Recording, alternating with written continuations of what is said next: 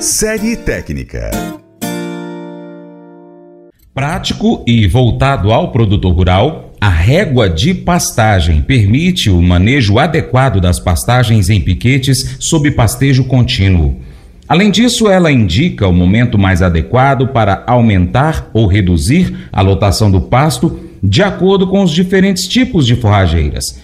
Seguindo a lógica, ao atingir a altura máxima indicada para determinada forrageira, é hora de aumentar o número de animais no piquete. Quando o pasto chegar à altura mínima indicada, deve-se reduzir o número de animais nesse pasto ou deixá-lo em descanso. A taxa de lotação mais adequada será aquela que mantiver a pastagem em uma altura intermediária entre a máxima e a mínima. Sob pastejo rotacionado, a régua indica a altura de entrada e saída dos animais. Quando a altura mínima é atingida, é hora de retirar os animais do piquete, ou seja, rotacionar. E quando esse pasto chega à altura máxima, é o momento do retorno dos animais àquele piquete. Para explicar mais sobre esse mecanismo, nós vamos dar sequência à nossa série especial de realização da Embrapa sobre a implantação de pastagens. José Alexandre da Costa, engenheiro agrônomo, especialista em sistemas de produção, fala mais sobre a régua de manejo das pastagens. O manejo de pastagens sempre se constituiu numa dificuldade para os produtores e técnicos que trabalham com produção animal em pasto. A principal dificuldade se constituía em fazer com que o pasto sobrevivesse com a quantidade de forragens necessária para ele e satisfazer as exigências dos animais.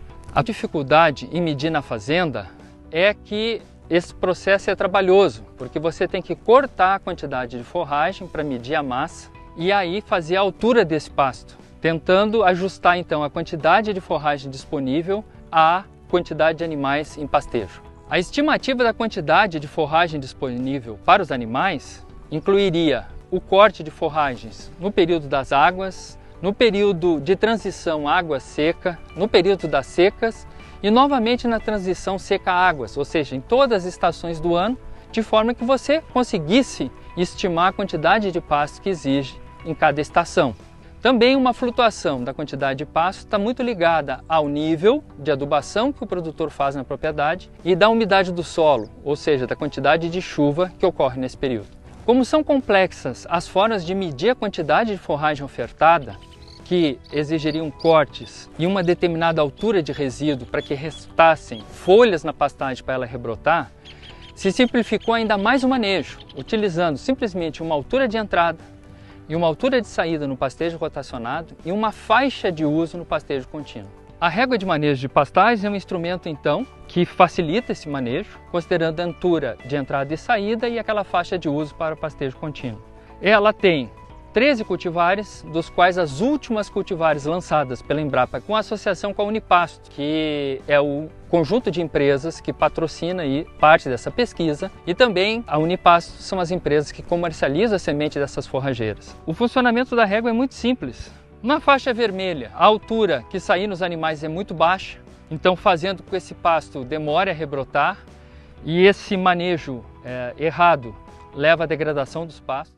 Ao se fazer a implantação de uma pastagem, critérios importantes devem ser levados em consideração, como a escolha da forrageira e a semente, preparo do solo, época, taxa, método, profundidade de semeadura, dentre outros fatores.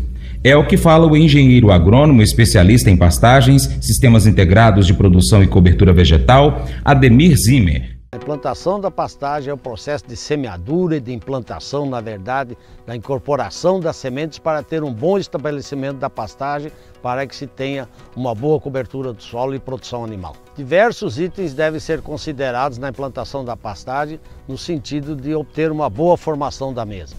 O primeiro deles é a escolha da forrageira. Importante que ela seja adaptada aos solos da propriedade e atenda aos sistemas de produção propostos. Nós temos pastagens para solos mais pobres, solos mais férteis e também para diferentes sistemas de criação animal. E muito importante, trabalhar com diversas cultivares de forrageira na mesma propriedade.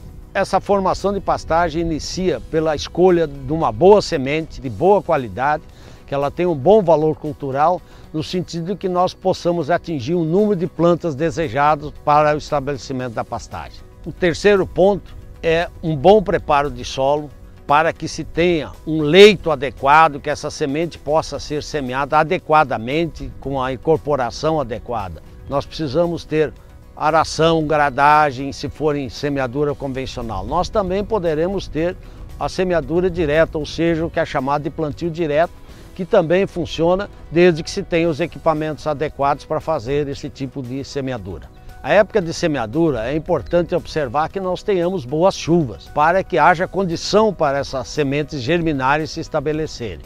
Nós temos hoje também uma outra prática, que é a semeadura após a colheita de culturas, como soja, por exemplo, que já são semeaduras mais tardias, e nesse caso nós devemos dar uma atenção especial de fazer uma boa incorporação da semente, de preferência, e eventualmente utilizar uma taxa de semeadura um pouco mais elevada. A taxa de semeadura, nós hoje estamos sugerindo que seja em número de sementes puras viáveis por unidade de superfície ou por metro quadrado. Para braquiárias, nós recomendamos de 60 a 80 sementes por metro quadrado, já que nessas forrageiras, normalmente 40 a 60% das sementes viáveis se estabelece. Para as cultivares de pânico, nós sugerimos de 200 a 300 sementes. São sementes menores, 15 a 25% das sementes puras viáveis semeadas se transformam em plantas estabelecidas. Os métodos de semeadura básicos são a semeadura a lanço ou a semeadura em linhas. A semeadura a lanço normalmente é feita com diversos equipamentos, ou pode ser feita até manualmente.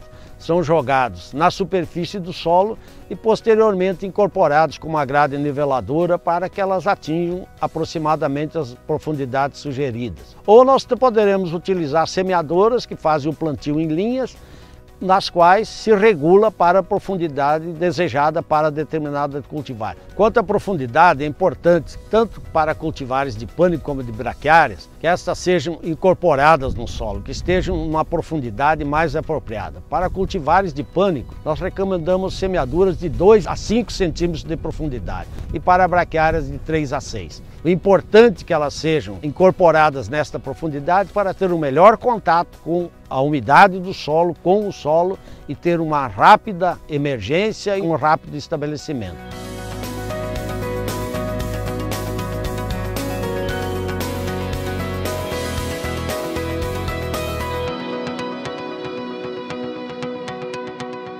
Manejar o pasto de forma simplificada consiste em gerenciar o recurso forrageiro de forma que os animais tenham alimento de qualidade o ano inteiro. No entanto, alguns processos precisam ser seguidos para que haja essa garantia.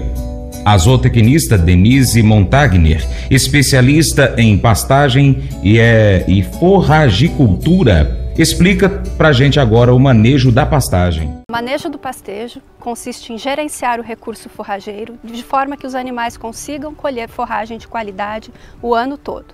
Da mesma forma, o pasto precisa continuar crescendo, produzindo principalmente folhas. O crescimento dos pastos vai depender de uma série de fatores, como o tipo de solo, a espécie ou cultivar forrageiro escolhidas, a boa formação das pastagens, observando-se as recomendações de adubação e qualidade da semente, as adubações de manutenção dos pastos e, é claro, o clima onde a propriedade está inserida. Esses fatores promovem diferentes potenciais de crescimento das plantas forrageiras. Alguns desses são manejáveis, outros não. O ajuste da taxa de lotação é a forma de controlar o pastejo, de se manejar o pasto. Mas para que isso seja possível, é necessário conhecer ou estimar o acúmulo de forragem, o crescimento dos pastos. Existem formas de fazê-lo, ou por meio da consulta de publicações técnicas da área ou por meio do corte direto da forragem na propriedade. Para auxiliar na tomada de decisão para o ajuste da taxa de lotação dos pastos, existe uma ferramenta muito simples de manejo, que foi obtida por meio da pesquisa. Trata-se de uma régua graduada em centímetros que permite controlar o uso dos pastos. Faixas ótimas de manejo do pastejo, baseadas na altura do pasto, estão disponíveis para algumas cultivares de braquiária e de pânico no aplicativo Pasto Certo. Entretanto, tais alturas de manejo do pasto não são mantidas, muito menos alcançadas, sem que as adubações de manutenção dos pastos sejam realizadas conforme as recomendações de cada cultivar. É importante observar também a manutenção e o controle das alturas mínimas de pastejo dos pastos durante a estação seca do ano. Dessa forma, os pastos não serão degradados e rebrotarão rapidamente após as primeiras chuvas, evitando a perda de peso dos animais. Práticas de conservação de forragem e de suplementação alimentar devem ser usadas nesse período do ano. Com o pasto devidamente cuidado, é possível elevar de 6 a 8 vezes a capacidade produtiva da pecuária brasileira. E isso por meio da intensificação da produção, a partir da combinação de tecnologias apropriadas tanto para o período das águas quanto da estação seca. Rodrigo Amorim Barbosa, engenheiro agrônomo, especialista em manejo de pastagens, detalha as formas de se alcançar esses resultados expressivos e, consequentemente, ter uma propriedade produtiva. A pecuária brasileira apresenta produtividade média aí em torno de 4 arrobas por hectare ano. Tá? Isso é perfeitamente possível elevar isso de 6 até 8 vezes essa capacidade produtiva. Né? E como é que a gente pode fazer isso? O primeiro passo é intensificar a nossa produção. Existem vários modelos de sistemas intensificados de produção a pasto no Brasil. Mas a gente vai trabalhar especificamente um desenvolvido pela Embrapa Gado de Corte. E o que consiste esse modelo desenvolvido na Embrapa? É a combinação de tecnologias para uso durante o período das águas e para uso durante o período seco. Especificamente para o período das águas, 3 perguntas são muito importantes que devem ser respondidas. A primeira é qual o tamanho da área que deve ser intensificada. Da área total, em torno de 25 a 30% da área, ela deve ser trabalhada de forma mais intensiva com adubação. A segunda pergunta é quais materiais forrageiros apresentam potencial produtivo para esse modelo de sistema mais intensivo de produção. Normalmente trabalhamos com cultivares de alta resposta produtiva, cultivares de pânico, algumas brisantas, que respondem bem principalmente à questão de vigor de crescimento e resposta à adubação. E por fim, a terceira pergunta é quais adubos que eu devo colocar, como usar esse pasto de forma adequada para que eu tenha uma melhor eficiência de colheita e uma melhor, naturalmente, eficiência desse adubo que foi colocado na pastagem. Essa é uma pergunta muito importante e chave para o sistema de produção, uma vez que a quantidade de adubo colocado em função de uma análise correta de solo, de uma interpretação correta, ele é que vai determinar o potencial produtivo durante esse período das águas. Então, uma vez feito a calagem corretamente, gessagem e depois os outros nutrientes como fósforo, potássio e principalmente nitrogênio, é que vão determinar a velocidade de crescimento da planta e, consequentemente, a velocidade de utilização, o que vai refletir ao final o potencial produtivo do sistema durante o período das águas. Para o período seco, também existem 3 perguntas importantes que nós temos que trabalhar. A primeira é como usar o pasto na seca. Esse pasto de seca, na verdade, é um pasto vedado, que nós já trabalhamos na estação de chuvas anterior. Então, normalmente, nós trabalhamos com materiais que são adequados à vedação, que não florescem tardiamente, de florescimento precoce. Então, uma decumbens é interessante, um paiaguás, até mesmo um marandu, é bastante interessante para se trabalhar. É importante que esse material tenha uma boa capacidade produtiva no período de chuvas para que acumule massa e seja utilizado durante o período seco. O segundo ponto é como a gente preparar esse pasto para a utilização na seca. Então a gente sabe que se a gente for fazer uma estratégia de vedação num período de seca, por exemplo, a gente não tem uma resposta adequada em termos de crescimento, por a gente estar limitado pela deficiência hídrica. Então o preparo do pasto para ser vedado é extremamente importante, vedando uma parte em janeiro e a outra parte em março para utilização aí sim no período seco. O terceiro ponto é qual o tipo de suplementação que pode ser utilizado juntamente com esse pasto vedado para que a gente mantenha produções adequadas também durante o período seco. Essas suplementações vão ser muito baseadas no objetivo do sistema de produção, né, com o qual a pessoa tem interesse em trabalhar. Né? Então nós podemos trabalhar com suplementação proteinada, por exemplo, para ganhos mais baixos, mas também níveis de consumo mais baixos, ou também o que nós chamamos de confinamento, né, de semi-confinamento, que seria uma suplementação mais concentrada para ganhos maiores. Então vai depender muito do sistema que ele vai trabalhar dentro da sua propriedade.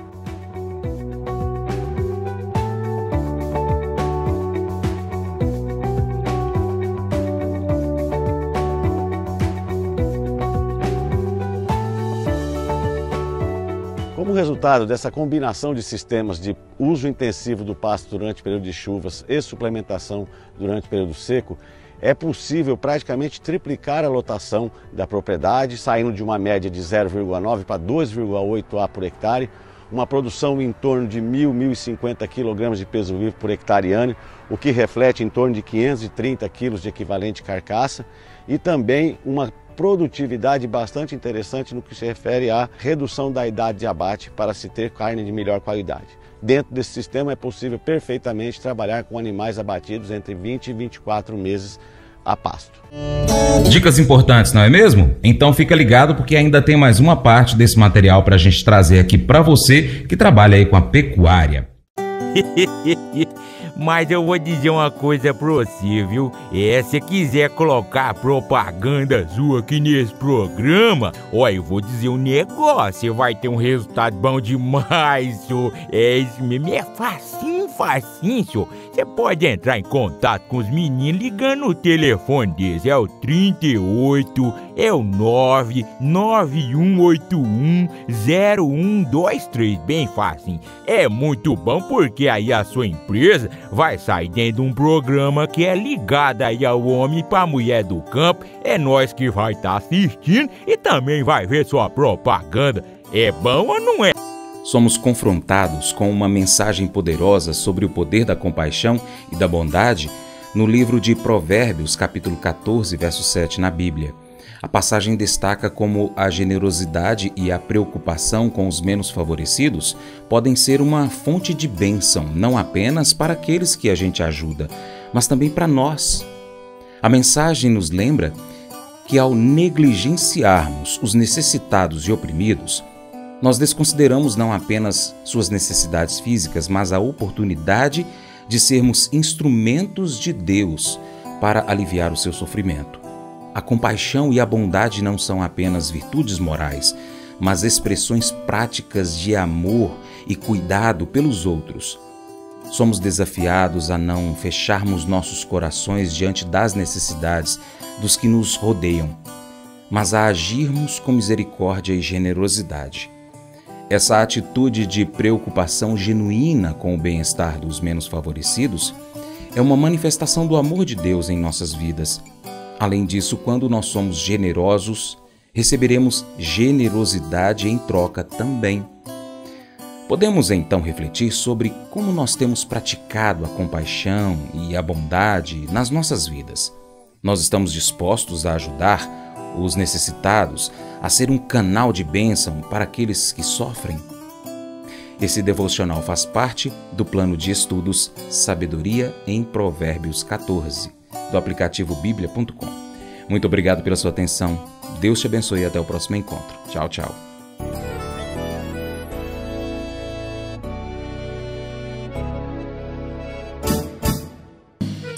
Acordo de manhã para prosear no mundo do campo, as notícias escutar. Vem com a gente em toda a região com o seu programa Paracatu Rural. Tem notícias, informação e o mais importante, sua participação. Programa Paracatu Rural. Programa Paracatu Rural.